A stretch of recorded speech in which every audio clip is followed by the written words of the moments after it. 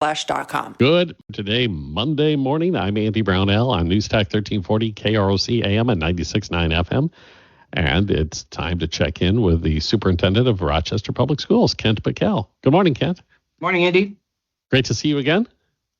Great to be here. And just over a week now before the vote actually occurs, the referendum on the operating levy. And I imagine that has been dominating quite a bit of your time. It has been, not to put the song in everybody's head, but it's the final countdown. And so, we're there. All right. And I guess part of my role is hosting this program is to inform the community about what's going on. And hopefully people listening are aware of what the Rochester Public Schools is proposing, but maybe we better just quickly overview it for somebody who might not be up to speed. Absolutely. We are asking the voters to approve an operating referendum, which provides us with additional funding for our core mission of teaching and learning. And the purpose of it is to give us financial stability, to be able to avoid closing schools, raising class sizes, cutting positions and programs that are key to our strategic plan. The reason we are facing that financial situation is that even though we've cut $21 million since I got to Rochester and more than 150 positions, the state of Minnesota for decades has not funded us at the rate of inflation in our general fund budget. And our local contribution from our local community is the lowest of any of the largest school districts in Minnesota. And so we have a structural deficit, and it would provide support for four key areas: programs for kids who are struggling, programs for kids who are academically advanced, programs that support students' mental health and well-being, and then our career and technical education programs. It would be $19.4 million a year. It would increase at the rate of inflation for 10 years. And a home valued at $350,000 would see an impact of about $39 per month. And the increase. How's that for? Okay. It's not a bumper sticker, but it's like I think it's all the basics. Okay. You mentioned it's 10 years. Yep. And previously, I guess the existing levy, the legislature allowed an automatic renewal by a vote of the school board. Will that also apply to this 10 years out? It would, and I was a little confused about that at a Legal Women Voters Forum, which I quickly corrected while driving home. I tweeted it. I did think a board could do it literally one time for one levy. And in fact, I've since clarified that you can do it one time for any levy, operating levy, that's approved by the voters. And so if this passed in about 2033 or 2034, a school board could, a Rochester school board at the time, could choose to extend it for the same length of time, the same amount of money. I do have to say, there will definitely be a different school board at that time. There will be a different superintendent. And so what decisions they will make are, of course, unknown. I also have to say the degree to which this law will exist for 8 more years is also a question in my mind, because obviously it's generated some local conversation. Sure. Another aspect of this is the school board and yourself. You've made it clear what would happen if voters do not approve the operating levy. And I guess I've heard from listeners who, I guess the way they phrase it would be, they feel like it's extortion. How do you respond to that? I understand it. Extortion is a very negative way to put it. I worry about people feeling like it's a scare tactic or, putting a gun to their heads metaphorically. The reason we're doing it is because last year when we tried to cut our deficit in about half, so we sought $10.1 million for technology. As you know, that narrowly failed by 318 votes. And even though I said in every presentation I did at Kiwanis and Rotary Clubs and PTAs and on your show that if it fails, we're going to have to cut at least $10 million. When it failed and we had to announce closing schools, cutting programs, redrawing attendance boundaries, understandably, people were shocked. And it was a cathartic moment that was only paused by Mayo Clinic's extraordinary $10 million contribution. And when we did a lot of outreach to the community through focus groups and interviews and surveys to figure out if we should put another referendum on the ballot, we heard loud and clear, tell us what will happen if it doesn't pass. Don't sugarcoat it. Don't be vague. Tell us what it is. And so the school board looked at my recommendation for how we will deal with it, and they passed that resolution 7-0 that directs me to develop a plan to close 3 elementary schools, increase class sizes by 3, cut 20 positions from where I sit, and then the positions that don't do teaching and learning in buildings, and then cut the areas that would receive the referendum funding by about 1/3. And so if the referendum doesn't pass, I will immediately start working with our staff to bring them a proposal as part of our normal budget process that cuts $16.7 million from the budget. And that's just the reality. It's simply the math. I know people think there must be another pot of money you could use. There must be something you're not doing. There must be something you're mismanaging.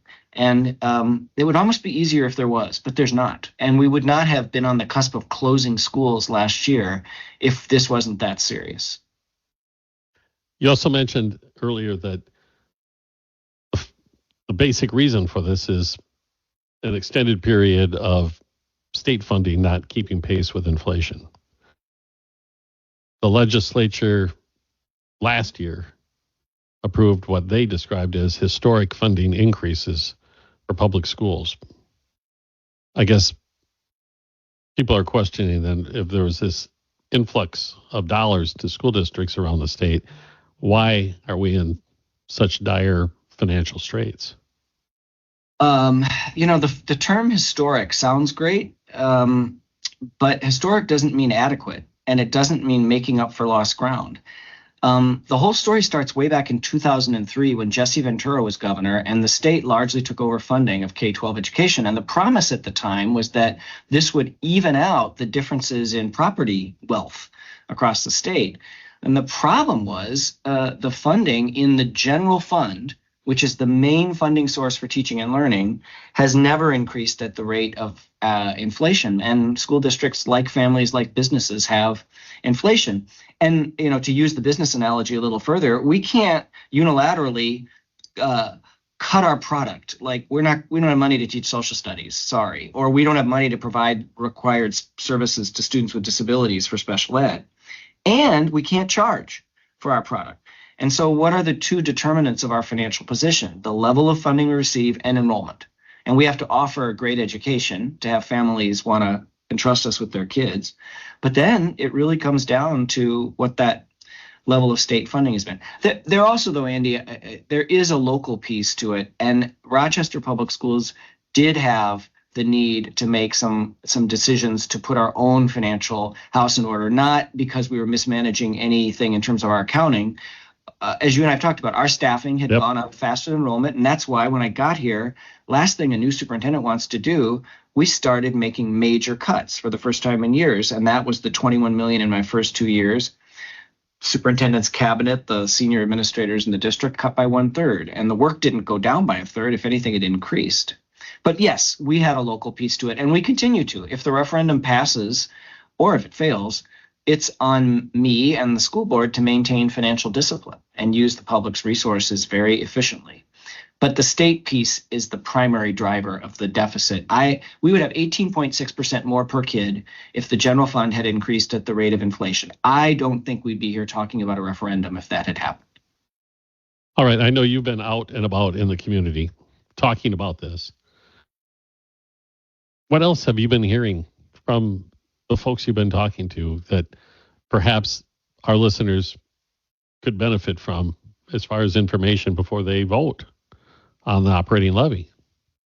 I have been out a lot, and I've actually learned a lot. I've benefited from that. There hasn't just been me talking. I've listened a lot. I think there's kind of I don't know if I should say good news, bad news, but that's a simple way to put it. The good news is when people hear about how we plan to use the dollars, focused on kids who are struggling, kids who are academically thriving, mental health and well-being, and career and technical education, they like that.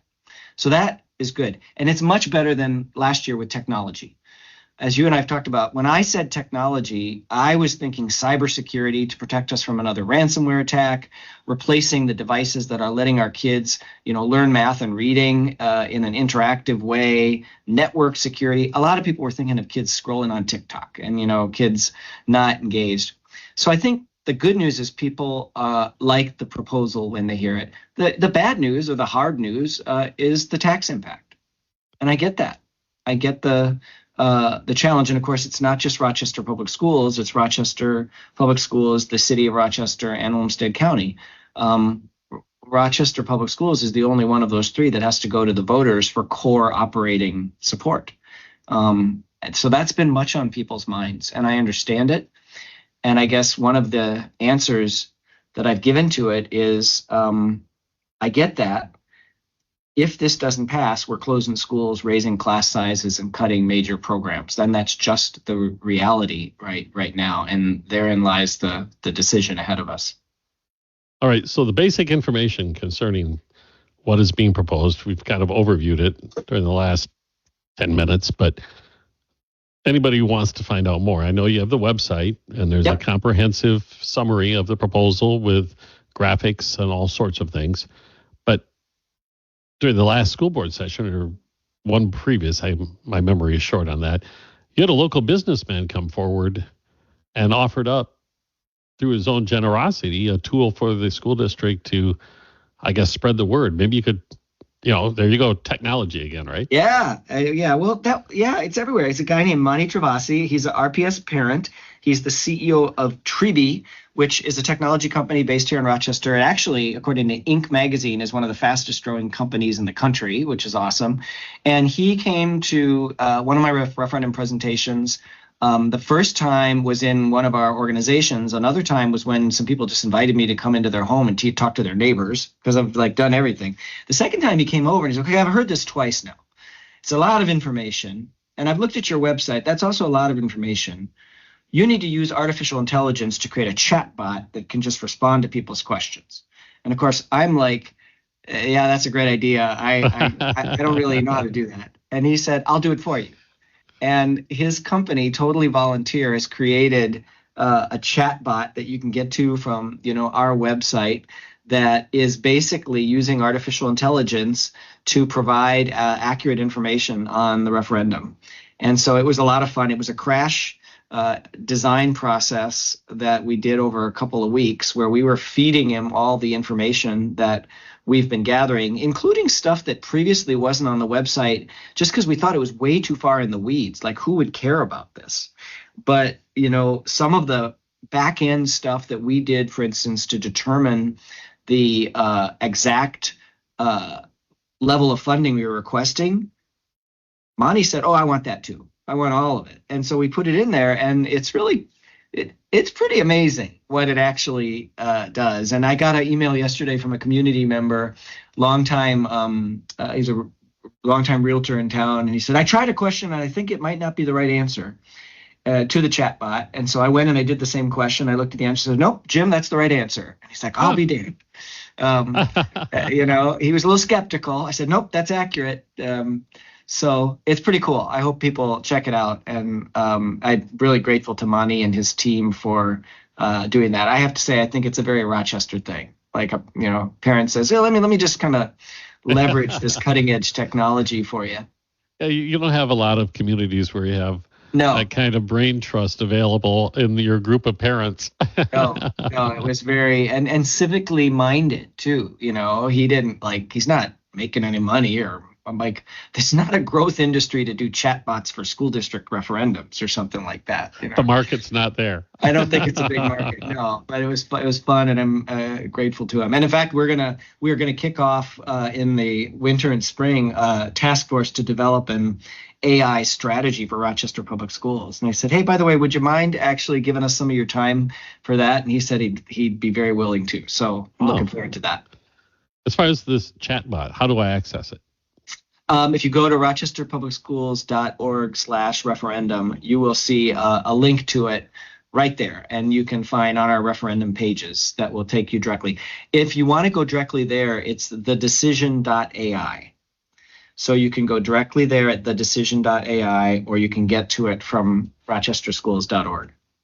And you mentioned getting into the weeds. I know as a taxpayer, I think what I obviously would want to know is, in my particular circumstance, how would it impact me? Could I actually input my estimated value of my property and get an answer for what the impact would be? Right now, what it does is it takes you to the property tax calculator that we built with our financial advisors that is there. We talked about putting it all in, and then we said, is that actually the best interest of the user, or is it better to take them directly to the tax calculator, which is will basically do the same thing? Same thing, yeah. So it says, if you want to know that, click here, whoop, and then you go and it can tell you that. Awesome. Yeah. Very useful piece of information for folks. It is, until somebody tells me that, the chat bot is saying I'm an incompetent superintendent and I should be thrown out or something like that. It's gone rogue. Right. So far, the Rochester Schools Referendum chat bot is not taking over, but, these are interesting times. It's not Skynet yet. Right. Not yet. As far as anybody else, if they wish to learn more, I mean, we're limited in what we can cover here, obviously. Obviously, the website is the easiest way to go. But if, there are some people who, that's not the way they like to deal with things. Is other people available they can call and ask questions? Absolutely. We respond to every email. I have got a couple, I think my last 2 virtual information sessions that anybody can log into. The dates and times are on our website that are this week. And another thing that I would highlight is, again, if you go to rochesterschools.org/referendum, there's a place that we call straight answers to 20 big questions. And these are the 20 questions that we have either gotten the most often or that, frankly, people have been most concerned about. And so those are all there, and you can click on the question. You get access to the text of the answer, and then also a kind of cheesy video of me giving the answer, which is a little painful for me to watch, but the communications team said, no, it's 2024. We need a video. You got to have video. You got to have video. So there's a video, but we did actually spend a lot of time on those 20 questions, and so those are there as well. And I would really encourage people to take a look at that, because they really are reflective of the things that we heard most often, and so we didn't just pick the ones that seem like most positive. There are some things there for which I know our answer is not like a slam dunk, but it's the best answer we have. All right. Kent Pekel is with us, Rochester Public Schools Superintendent.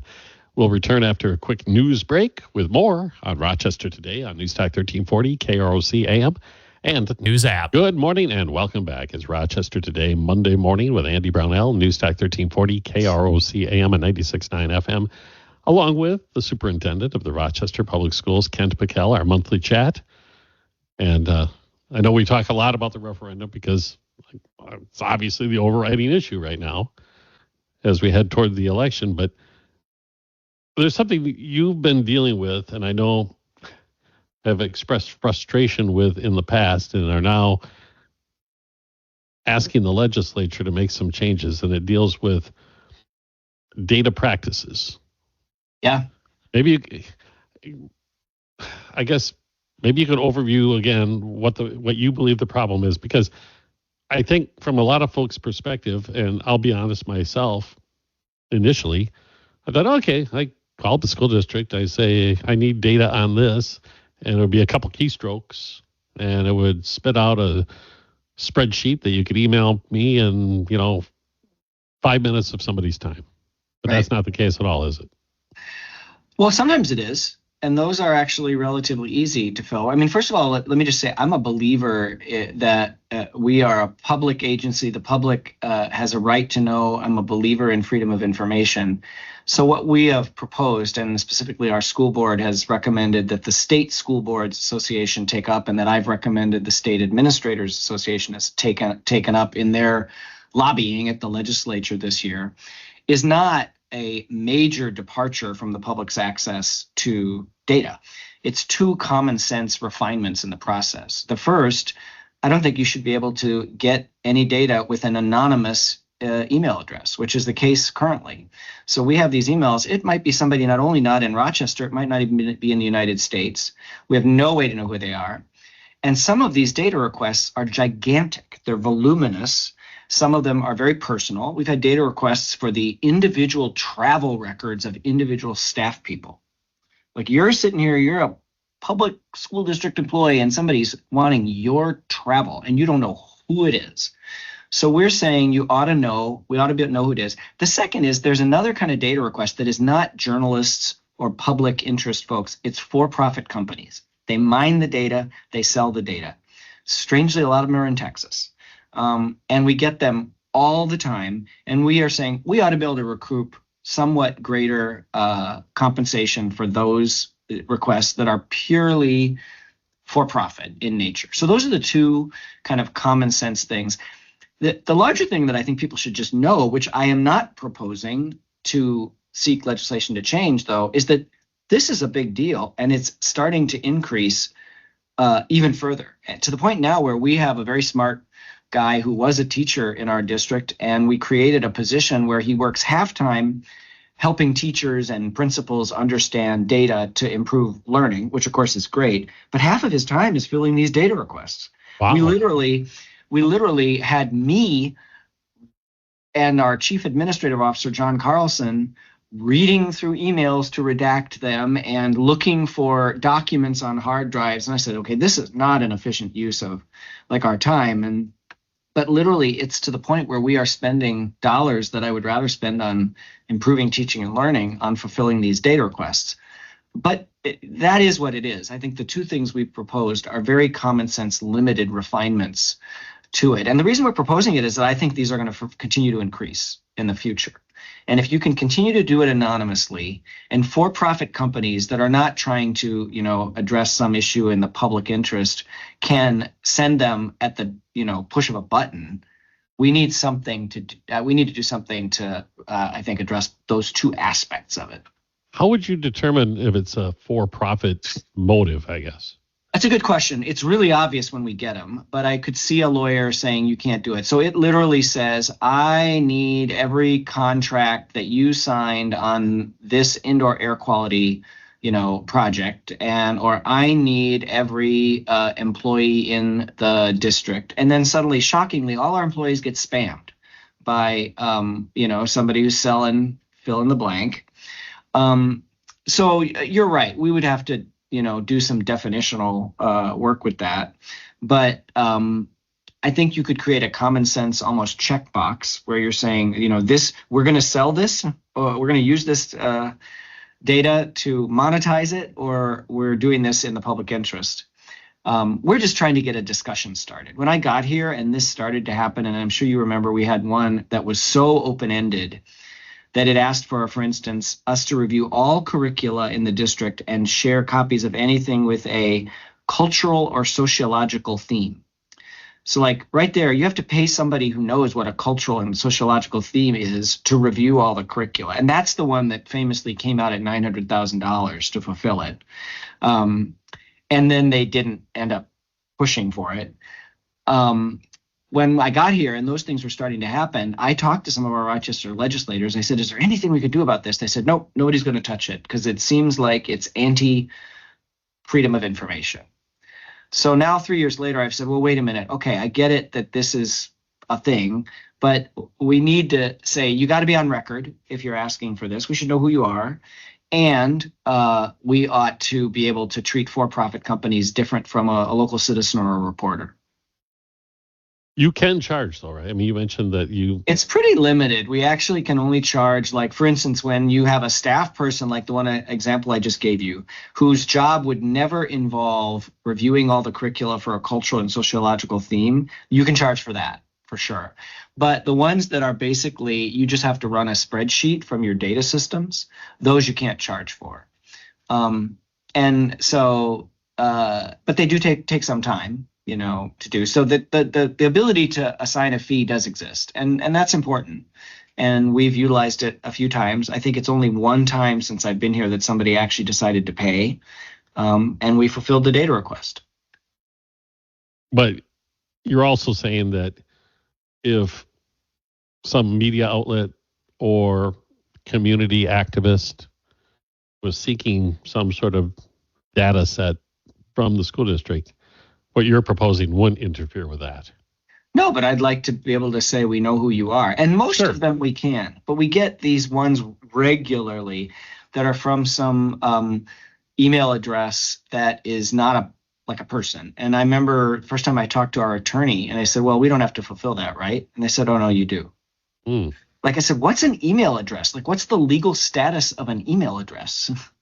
We don't know at all who that is. And there's no accountability for somebody asking, from that. And I think some people have said, well, it's about being a whistleblower. Well, there are many ways to be a whistleblower in our society that are protected. There's your HR office, there's the Department of Human Rights, there's the Attorney General's office, there's lots of different things, there's the media. An anonymous data request, I think, is a fishing expedition. It's not like being a whistleblower who's, going to uncover something in the public interest through that data request. So you mentioned that you're beginning the conversation. Have you had any feedback from local lawmakers? No, because right now we're just trying to advance it through our state associations to see if this is something that other school districts will agree with. So MSBA has not yet finalized their legislative platform, and neither has the Administrators Association, but we've proposed it into both. And so it's on the options list for both of those organizations. And then if it passes, that becomes part of their lobbying at the legislature. It's an interesting thing because it's an issue or problem that 10 or 15 years ago, you probably never saw on the horizon. Right.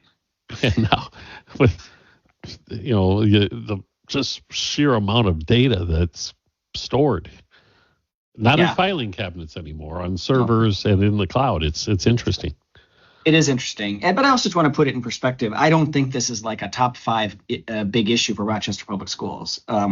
It matters, but it's not, it's not as big as the unfunded parts of special education, for instance, or something, big like that. So just to put it in perspective, this is not like the hill we're going to die on, for sure. But we thought somebody should actually advance the discussion. All right. We have to take a break again. We'll be back in just a moment. A little bit more time with Rochester Public Schools Superintendent Kent Pekel on Rochester Today. News Talk 1340, KROC AM and 96.9. It's Rochester Today, Monday morning on News Talk 1340, KROC AM and 96.9 FM. We're with Rochester Public Schools Superintendent Kent Pekel. And recently, it was something I wasn't aware of. You had I'm going to come up with the wrong term. A leadership conference? Is that the way I would describe it? Or, yeah, I think you're referring to, we have got our second cohort of Rochester principals participating in a program run by the University of Minnesota called the Minnesota Principals Academy. And the reason it caught my attention was the idea that you wanted to change the mindset of principals, that from a manager to the head teacher. Yeah. Is that accurate? Yeah, it's not just the mindset, it's the skill set as much too. It's both. And, historically there was a long period in American school districts and maybe American education generally where principals were sort of seen as middle managers. They were waiting for someone in the district office to kind of tell them what to do, and then they told the teachers what to do. And we know from the research on high-performing schools that you rarely see a great school without a great principal. And if you talk to a teacher, say, what can I do to help you? Give me a good principal, is very, very high. And they're incredibly tough jobs. And so the program at the university is about 1.5 years, and they look at best practices from educational systems, not just in the United States, but globally. But they also learn about leadership. They do a simulation of the Cuban Missile Crisis, where they looked at how JFK managed having the world avoid blowing up by being incredibly strategic in what he did and didn't do during those 13 days in October. They look at ethical leadership and how you do the right thing even when nobody's looking. And it culminates in an action learning project where they are working to address some problem of practice in their school as a leader. And what's exciting in Rochester is that we now will have had about 45 of our principals, and we have about 65 lead principals, go through it. And so we're getting to where it's becoming a common language. And so it's been pretty exciting. And Truth in Advertising, my wife Katie runs the program at the University of Minnesota. We receive no personal funding through it at all. It's funded by the state of Minnesota and school districts. And obviously I knew about it because she, in her role as Executive Director of Educational Leadership at the university, gets up every day, and this is one of the things she does in her job. And I've thought highly of the program for years. And so when I got to Rochester, I asked some of our veteran principals, independent of me not even being in the room, to look at the program and said, do you think this would be helpful here? And they came back and said, absolutely. And so we did a test cohort of 15 who actually participated with Austin Public Schools. They drove to Austin every time, and they were kind of the test, the guinea pigs. And they had a transformative experience. And then we said, all right, let's do another cohort. So now we're about 3/4 of the way through a second group, and I think they're having a really powerful experience as well. Is this an afternoon? Are they there for a week? How long does this take? They're there all day for 2 days a month. So it's a big commitment. And, and one of the things that's also cool, we have a larger leadership development strategy in Rochester. So we also have a whole new program that's developing aspiring leaders, teachers and counselors and others who want to be principals.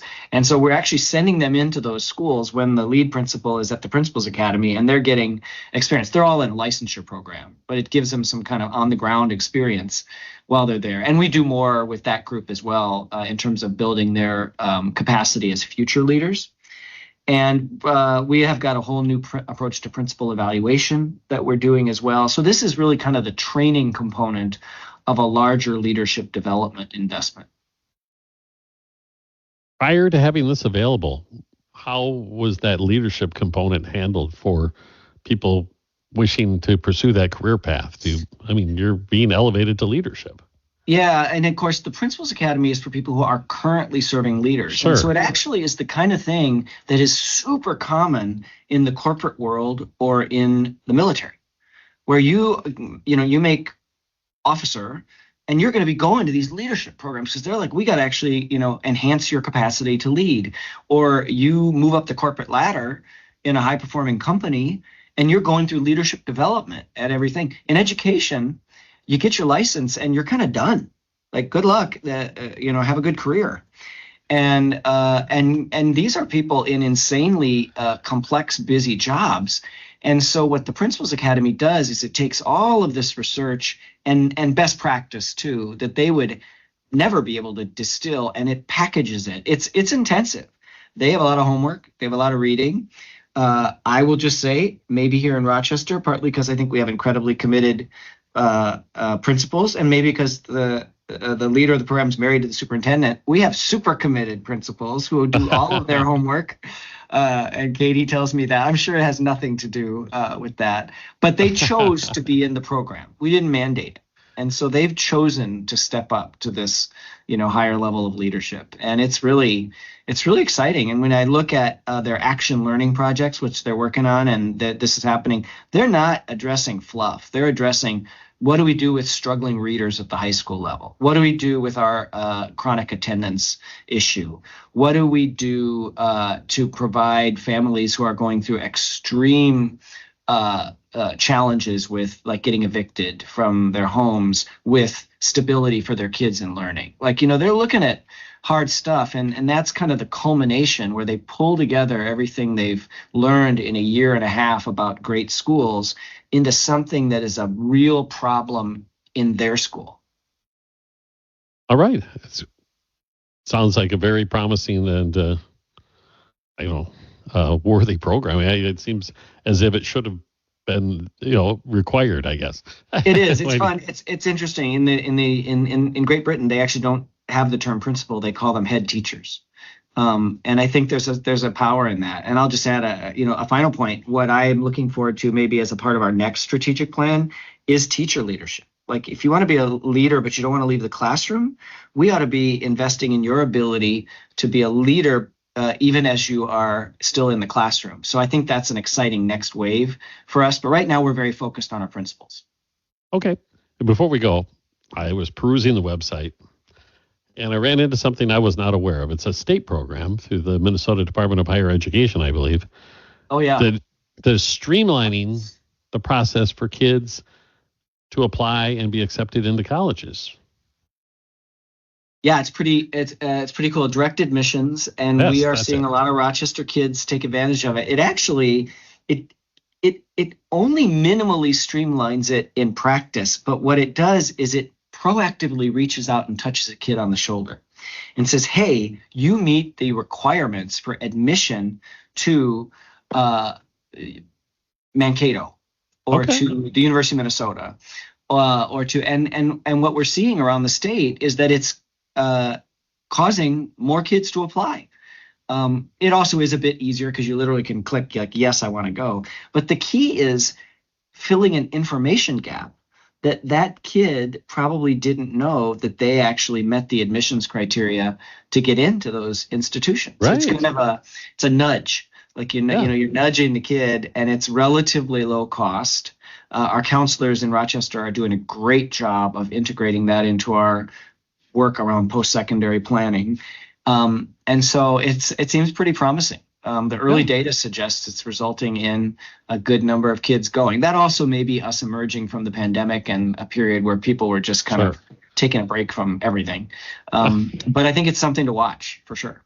I can see if you're, I don't know, maybe lacking a little self-confidence and perhaps not giving yourself enough credit for what you have accomplished, that you're getting that email that says, hey, by the way, what you've already done makes you eligible to go to this school. It does, and it also includes information on how you can pay for it.